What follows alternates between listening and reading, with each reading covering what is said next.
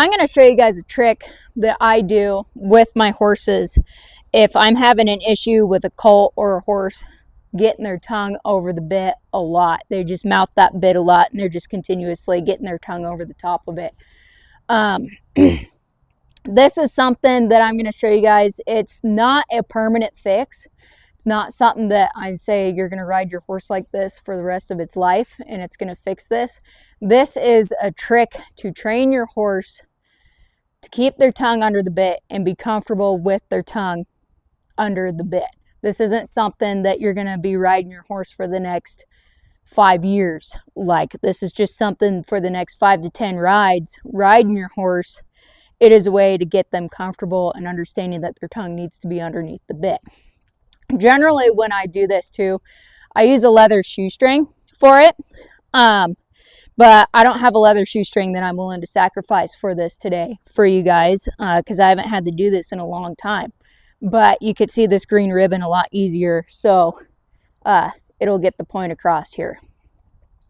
So what I do is I'll take my shoestring and make sure it's fairly long for what we're doing here. This is probably way too long, but better to have too much than too little starting out with, especially when you're measuring.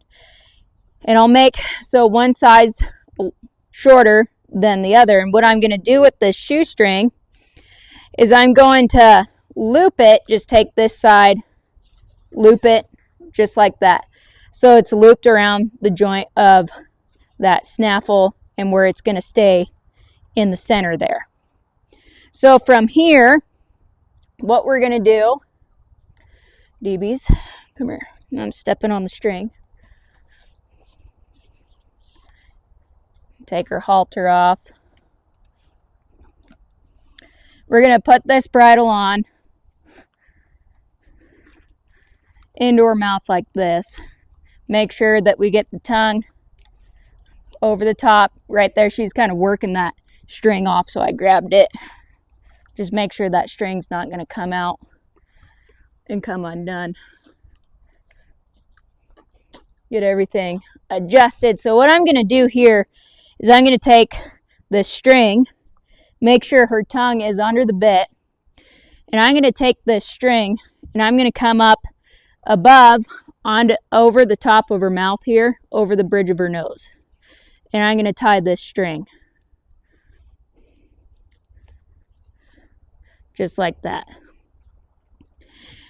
And then from here, here we'll buckle this just to be professional.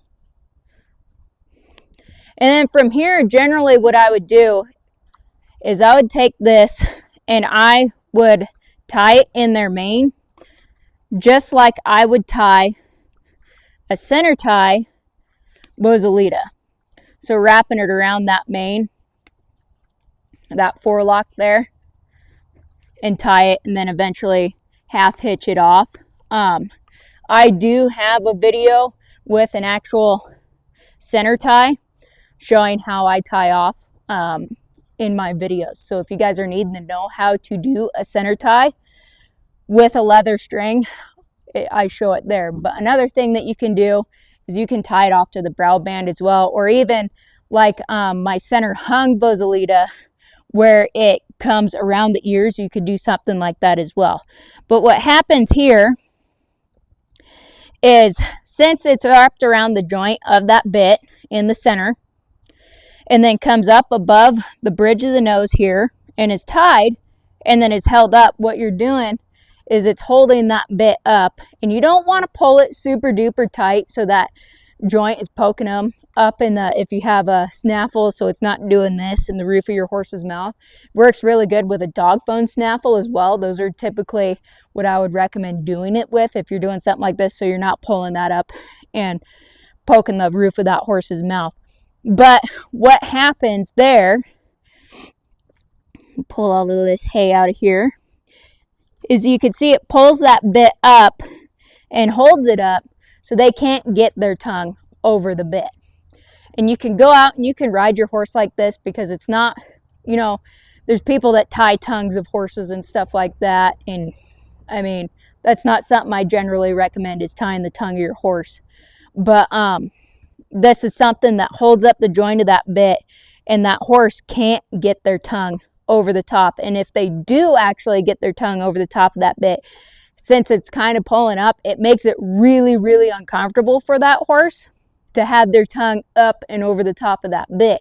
And so they put it back right underneath that bit right away. So that horse learns to keep their tongue underneath the bit, and that's where it needs to go. And like I said, this isn't something that is a permanent solution for 100% of the time you're going to ride your horse like this for the rest of their life. This is something that, like with Reba here, I rode her yesterday for the first time in a snaffle. She was getting her tongue over the bit. If she didn't settle down with putting her tongue over the bit and she just kept doing that, then this is something that I would do, and I would ride her a handful, maybe 5 to 10 times. And then I would take it off, and then she would know how to actually carry her tongue underneath that bit without placing it over the bit. So this isn't something that is a permanent fix that you're going to ride your horse forever, the rest of their life like this. This is something to teach your horse that when they put their tongue over the top, if they can, it's really uncomfortable, and it's a lot better to keep their tongue underneath that bit. And pretty soon they just learn to keep it underneath the bit and hold it right there.